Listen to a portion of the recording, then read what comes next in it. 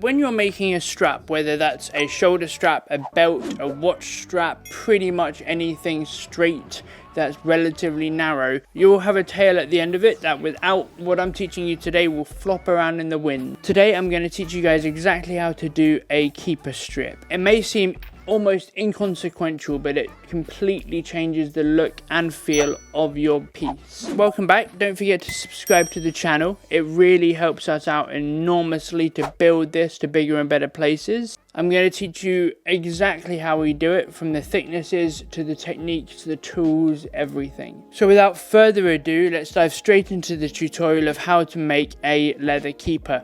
So after you've cut your top layer of leather, whatever it is that you're using, I always like to use a Zermatt lining for my watch straps, and that's simply because it's a hypoallergenic leather. Now, this doesn't need to be for watch straps, this could also be for belts, so it doesn't really matter at that stage, but you want to split it down to about 0.8 for a lining leather, with your top layer being about 1.2 to 1.4, not really any thicker than that. Once you've split it down and glued the two pieces together, if you're doing two pieces, you don't have to. For a belt, it's more than acceptable to do a single layer keeper, and that's why I'm showing you both on this.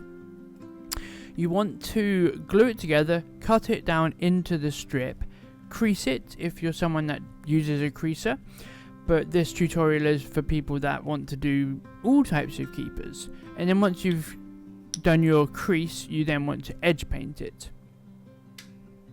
If you're doing a single layer of, let's say, veg tan, you just need to burnish that. Once you've got the strip together, wrap it round whatever it is that you're keeping, because that's the entire where the name comes from.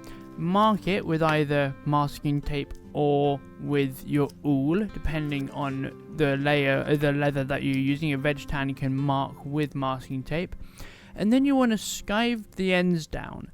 So you want to skive the top of one and the bottom of the other, because the one that you're skiving the top off will go underneath the one that you're skiving the bottom off.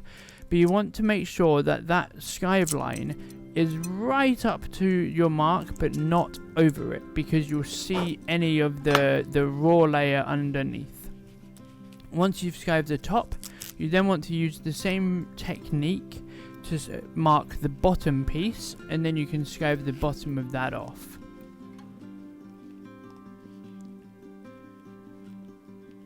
Make sure that it's snug, but not so snug that you'll struggle to get your straps out of the keeper.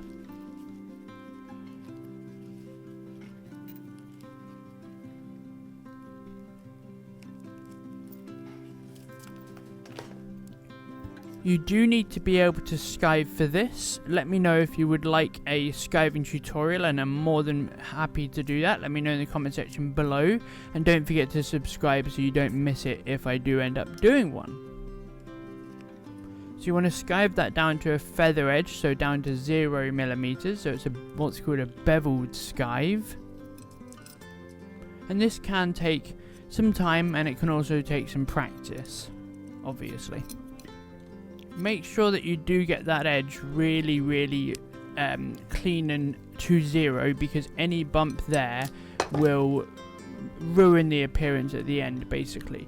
You then want to use some glue. I use a water-based adhesive. It's EcoSar 16 PIU or PIU 16, and make sure you squish it together. Use your awl or your wing divider to mark the center line, and I use 5 prick marks on this, or I think it might be 6 actually, just because that's the pricking iron that I had to hand. And then I go all the way down and all the way up, ending it behind, and then snipping them off really close at the back, putting some glue in the holes, just some PVA glue, and then you're all done, and put it onto whatever strap it is that you're making. This is a shoulder strap I made in a previous video, but it doesn't matter what you're putting it on. Thank you guys so much for watching, and I'll see you next time. Have a fantastic day.